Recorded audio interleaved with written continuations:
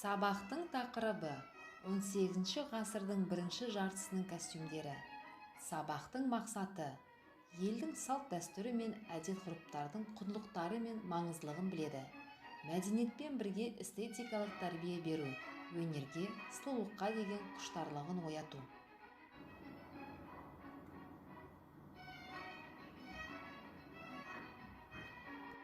18 ғасырда Европада заңды түрде сән шығарушы Франция болғандықтан, сол заманда французша көйлек немесе французша киіну деген мағына білдіретін танымалы ерлер костюмі болған.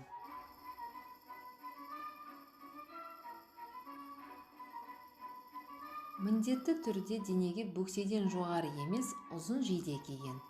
Қымбат жейделер жұқа матадан тігілетін, жібек, зығыр секілді және шілтермен, яғни кружевалармен, банттармен безендірілген.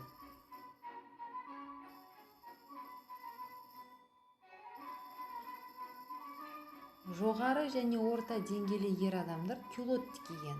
Кюлот дегеніміз қысқа тізеге дейін келетін шалбар бриджі. Дәстүр бойынша кюлоттар қара түсті болған, бірақ басқа түстер де кездесетін.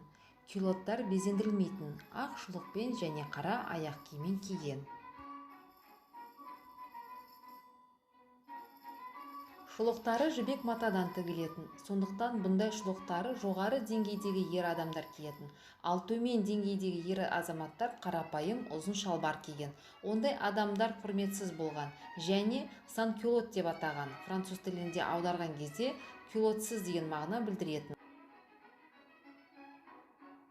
18 ғасырдың бірінші жартысында жейденің үстіне весткоут немесе ұзын камзол киген. Весткоут артқы бөлігінің ортаңғы тігісімен белден төмен қарай бүйір қатпарлары болған.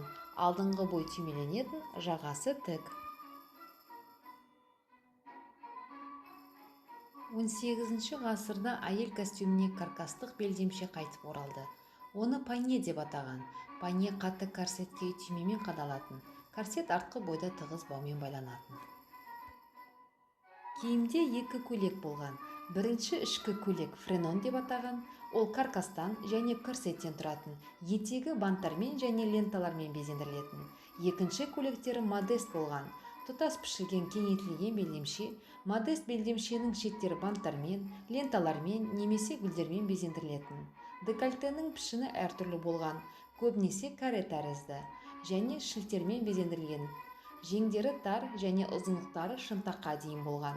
Жеңнің төмен жағында шілтерден жасалған бүрмелі қатпарлар тігілетін.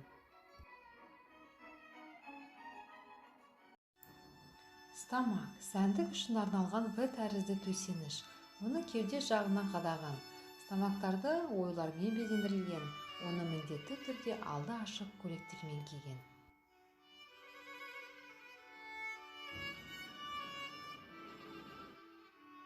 Әйелдердің костюміне жейде, корсет, каркас-панье, белдемше, бөксе жағында дөңес болып келетін, ал алдыңғы және артқы бойды тегіс болатын.